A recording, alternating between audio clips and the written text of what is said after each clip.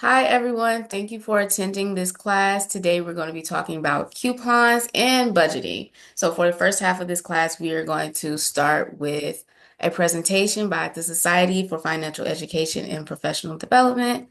Yeah, one moment while I begin to share my screen.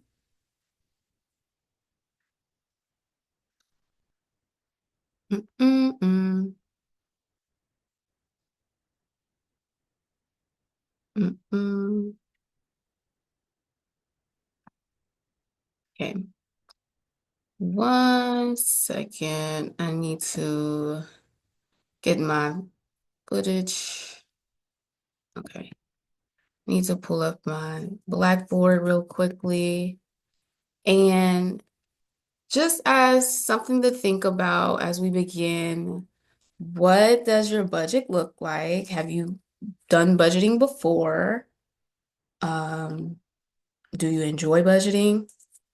So just have that in the back of your mind as we begin.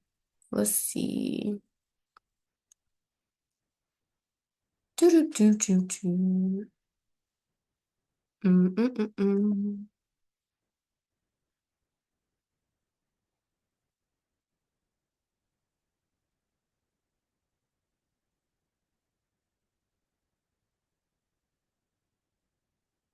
Mountain session.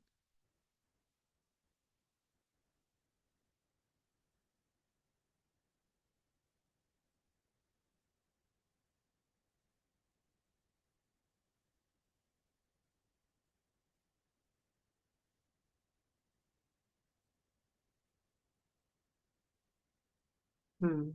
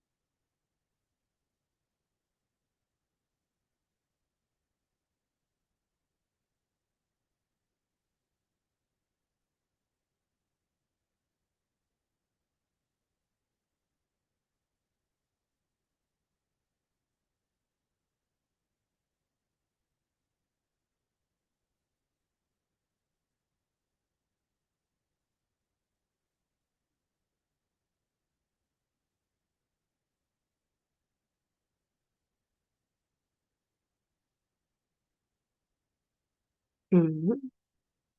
All right, so let's get started.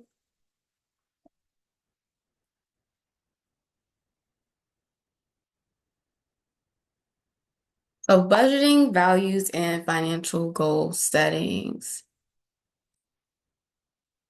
And we will begin this presentation with a pre-survey to kind of get an idea of what you all know about budgeting.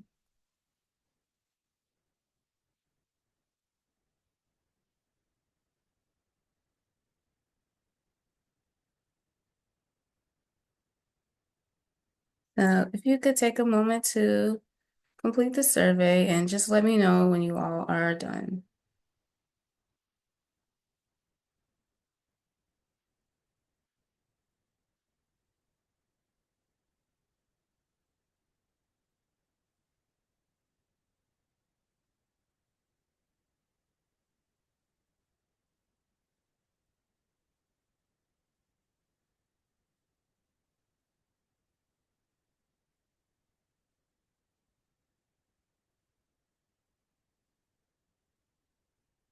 Okay, so financial journeys, the paths and the path forward.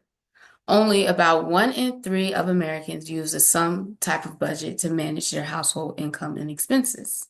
And in a CNBC report, that African Americans spent $1.6 trillion on consumer goods in 2021. So today we're going to talk about how to manage your money by budgeting, how to manage your money by setting concrete financial goals, and how to create a personal financial plan, and how to identify ways to increase income and decrease spending. So in our presentation, we're going to highlight mostly how to manage money by budgeting and how to create a personal financial plan and how to identify ways to increase income and decrease spending. So budgeting is more than numbers crunching, running. Budgeting is more than numbers crunching. It's evaluating individual family values, elevating the priorities, establishing financial goals, determining needs versus wants, and identifying resources. So what is values-based budgeting? Values-based budgeting is values determining, using your values to determine what's useful. It sets forth meaningful guidelines for allocating our limited resources and providing a hierarchy for goal setting. Why put values first? You can easily get distracted, especially if you see something that you like. You can immediately decide that, okay, I want to get this instead of what I've been saving for the last 5 years, simply out of an emotional buy. So it's important to have values as you decide what is important to you financially. Clarifying your values. So questions to ask yourself: what principles, qualities, or pursuits are most worthy and desirable? What concerns you the most about it? And what meaningful ideas do you cherish? What are you most passionate about? Establishing financial goals. Financial decisions will depend on your goals. Having no concrete goals means it's difficult to make smart budgeting decisions. Common objectives for goal setting is improving your cash flow, accumulating savings, reducing expenses, pay down debt, fund retirement, and fund education, as well as to create financial stability due to less frivolous spending. So in SMART goals, we have specific, time, attainable, realistic, and oh, no, T is time. Okay. So this is a part of setting a SMART goal. Have a short term within 1 year, and then have an intermediate within 5 years. And then long term, have at least 5 to 10 years and beyond. Evaluate the financial impact of your goals. Okay, one moment.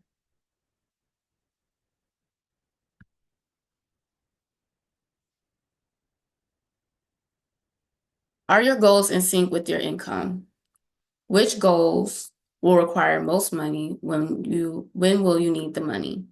And then ask yourself which goals are most important to you. Okay, so this is an example of my goals sheet. And these can be something that you screenshot or just take note of to add into your personal financial literacy goals. Okay, how to take stock of where you are. How much do you spend each month? How much debt do you accumulate? Do you have an emergency fund from 3 to 12 months? And how much have you saved?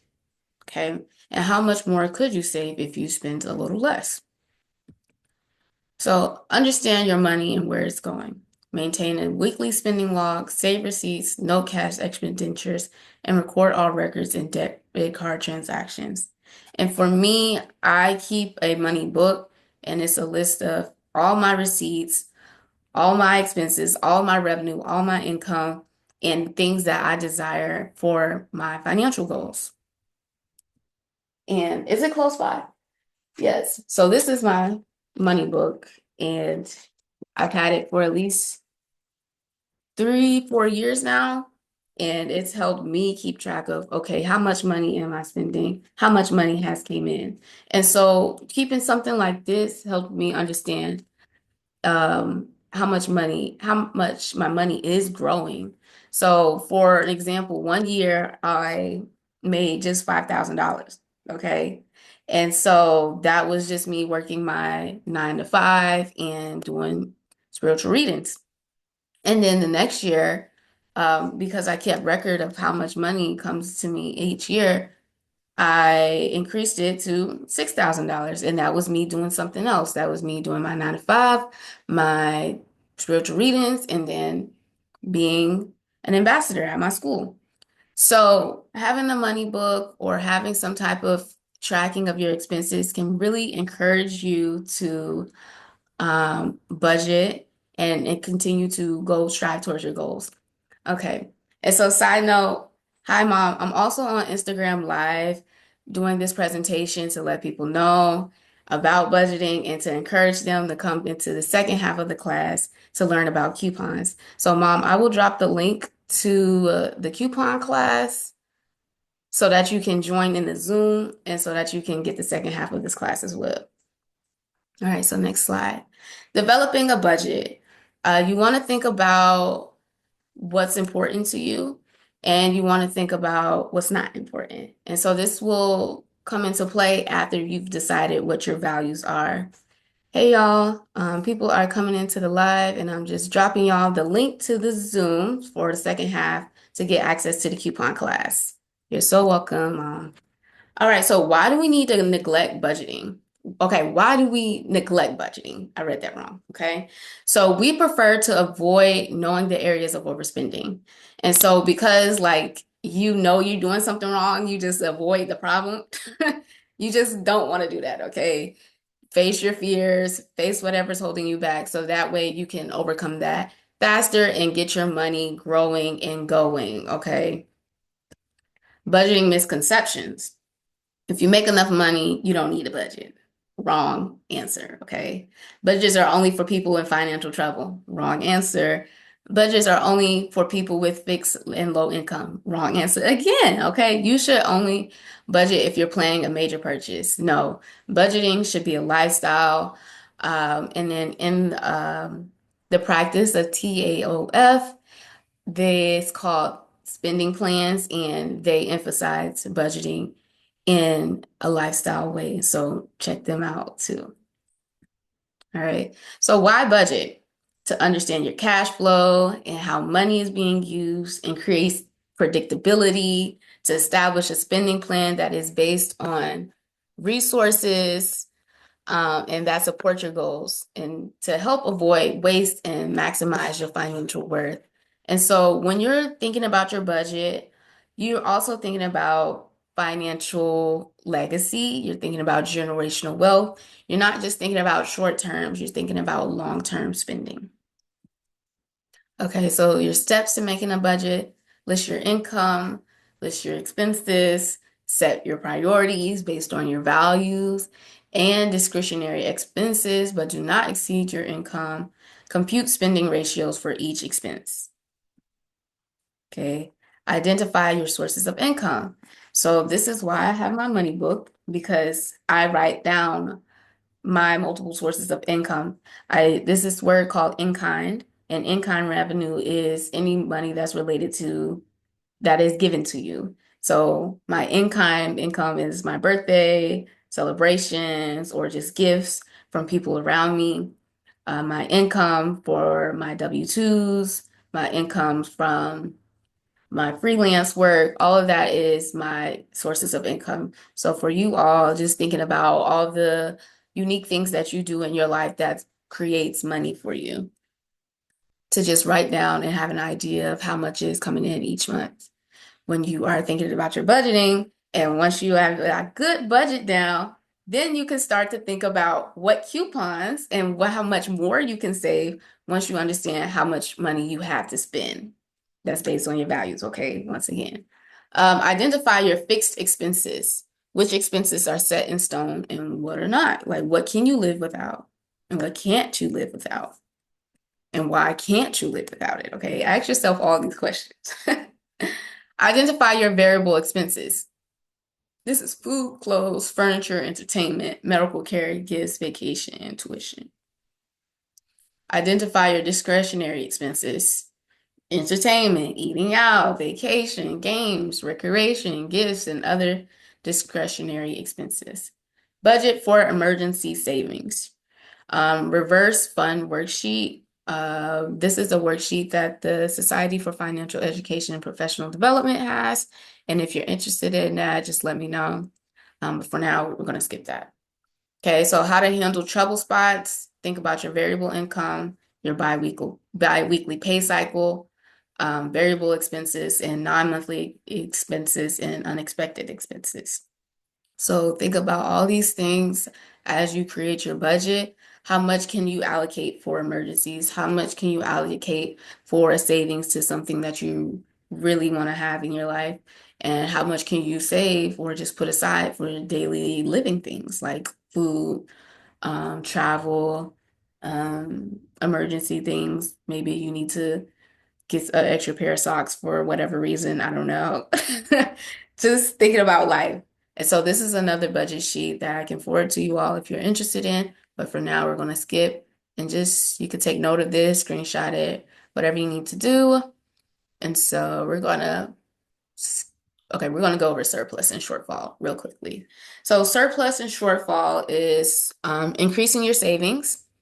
That's what surplus is, and reducing your debt and reallocating the short and long-term goals.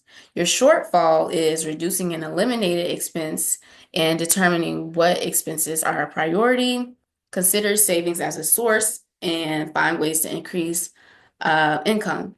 Hey, Mohammed, thanks for joining the live. Right now, we're just talking about budgeting, and I am dropping you the link to our Zoom so that you can get the second half of the class. It is a couponing class, and I pinned the comment so you can join and learn how to save more money while you shop. All right, so join the Zoom, and we will be getting started on the second half of class. So identify what eats up your cash. Is it fees, food, people? You might want to reduce those people out your life, okay? So evaluate lifestyle patterns and how can you modify your lifestyle? How can you save money? What skill can you learn to save money? That is a really good way of reducing what you spend, okay? So how to look for what needs to be fixed. Compare monthly budget amounts with actual things. Over budgeted, are you under budgeted? And identify causes of the variance, and helpful even if you have surpluses. So even if you have extra money left over, you want to go ahead and put that money aside for a rainy day. Okay. And these are ways to implement cash flow leaks. If you have difficulty maintaining good cash flow, leave your credit card at home. Okay. Just leave it out. You don't need to go with you. Pay off credit card balance each month. And I just had an incident with the credit card people. Close people know about this situation. It was me letting the credit card people know that I had an incorrect late fee and they corrected it for me. So making sure that you stay on time with your payments and that you keep an eye out on your credit card balance, because even banks make mistakes. As you pay off debt, set new payment amount debts and comparisons, shop for all large purchases, and learn to say no when kids, friends, and family need something. Okay, you don't always gotta say yes. Get everyone on board. Budgeting requires individual and family commitments.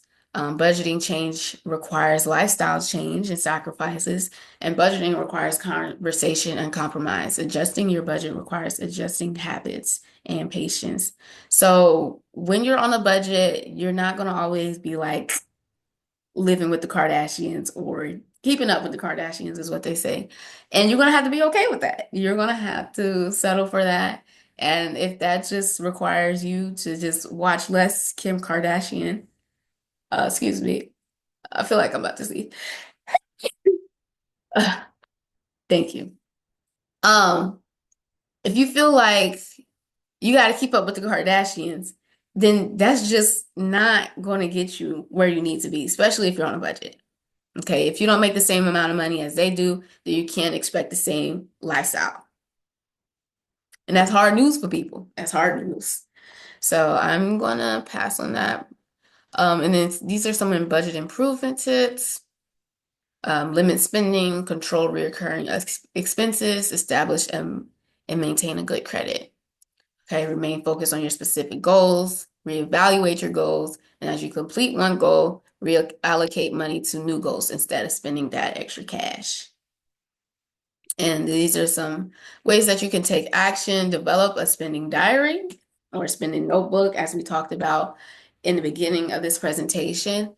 Track your payments, check to see if your current spending habits reflect your values still, and that will be a consistent job. It's not a one and done thing. This is something that you continuously do as you exchange your money, as you spend your money, okay? And rank your goals to identify your top five. You can use the information for guiding decisions to create your budget. Okay. And next thing you can do is compare your spending to your earning to see if you have enough money. And then if you have a shortfall, identify the expenses that can be reduced. If you have a surplus, identify goals that will assist with setting aside money or investing. Setting aside money for savings or investing.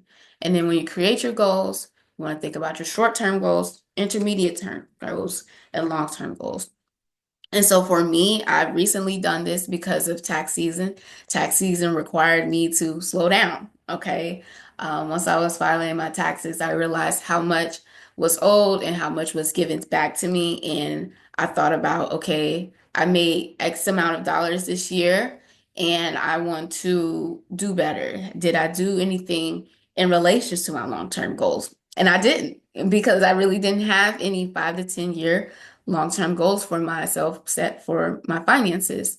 And so during tax season, at the top of February for me, I decided what my long-term goals would be. And for me, that is tiny homes. I want to invest into a tiny home.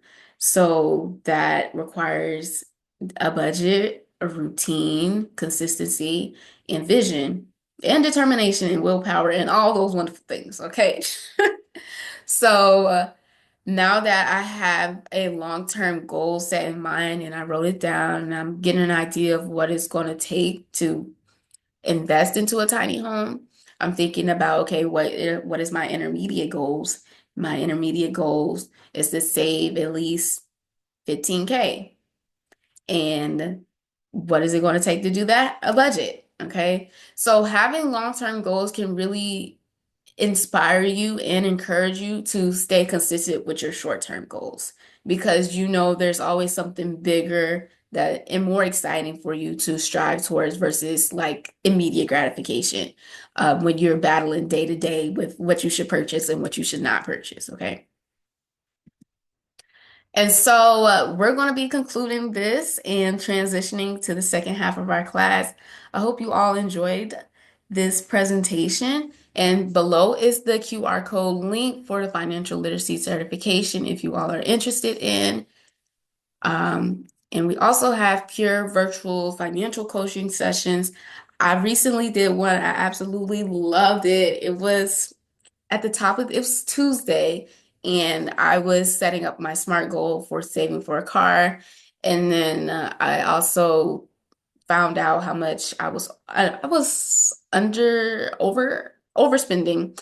And I know why, it's because my birthday was that month. So of course I would be overspending. Um, and doing the financial peer coaching session was what was really helpful to me. So we're gonna wrap up here, and this is the post survey running out of time. One moment. And conclude this meeting. Upgrade. Let's see. So I'm gonna stop sharing, and we're gonna transition to the second half of this class. And then let me see how much more time we have in this Zoom. Okay. Mm-mm-mm.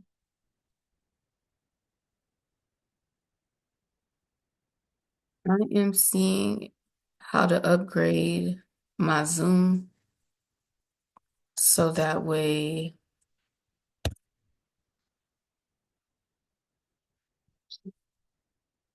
Mm-mm-mm.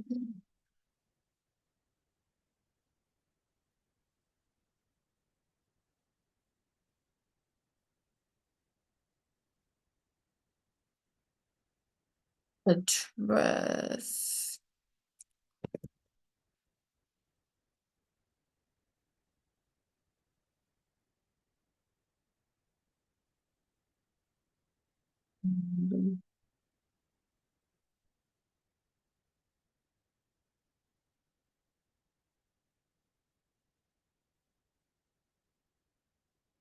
Business, personal account of business. So just one moment as we transition to the second half of the Zoom. I am making sure that this Zoom link is being extended. So one moment.